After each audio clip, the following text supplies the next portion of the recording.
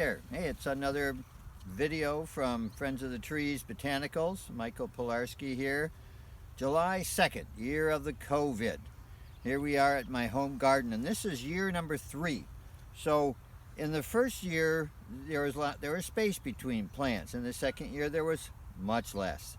And in the third year, there's very little space between the plants. I like polycultures, or densely planted systems, so that there's leaves over as much of the ground area as possible, multiple layers of leaves, because the more leaves you have, the higher the biological productivity, which in this case translates to my farm productivity.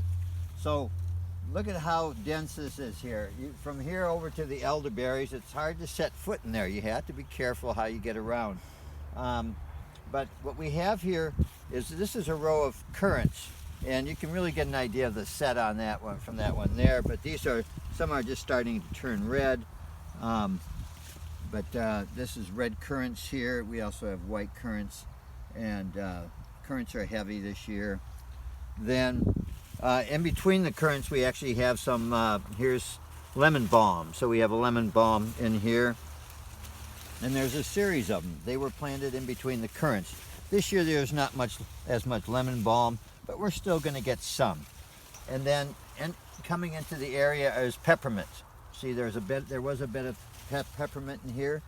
The raspberry row has been creeping, and the peppermint have been coexisting. They were separate.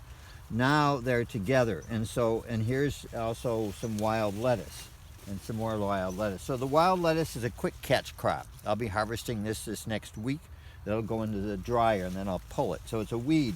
But I let some go to seed so that I have these weeds every year. The raspberry is for raspberry leaf tea. So when we come and harvest the peppermint, we'll probably cut everything down, the peppermint and the raspberries, and all the raspberries will go into the dryer, except for the ones that got that funny yellow leaf color there. And then there's the row of raspberries, original rows. We have raspberry production. There's some reds you can see. Beyond that, there's some lovage sticking out. There was another row in there, largely gone now, but the lovage is still sticking its foliage out of this. And then beyond that is the European elderberry. And so right now we have a lot of European elderflower to pick, and we'd be picking it today, or some of it today, except that it's too wet. But there's a big harvest of elder flowers, that later followed by elderberries. We'll get both.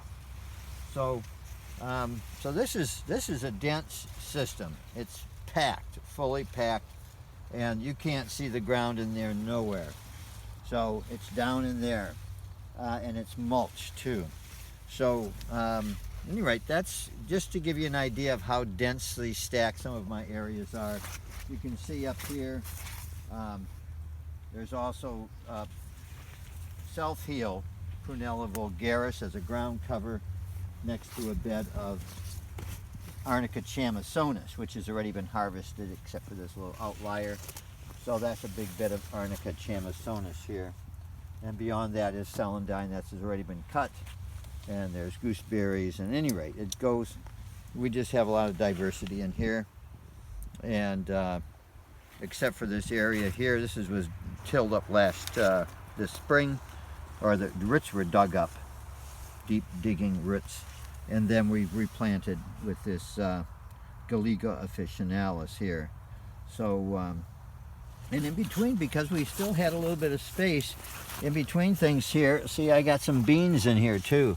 So these are bush beans. So I'm going to have not only the Galliga in here for a crop, I'm going to make sure I get something out of every square inch possible.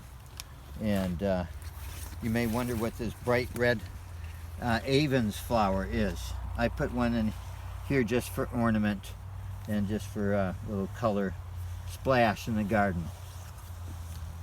Okay, so you can mix things up in your garden. You'll never achieve exactly this mix, but you can have a lot of diversity and don't worry, you know, the least, I guess one of my things is the least amount of path space to bed ratio in the garden possible.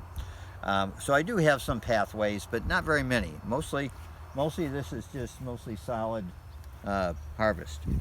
Okay, bye-bye.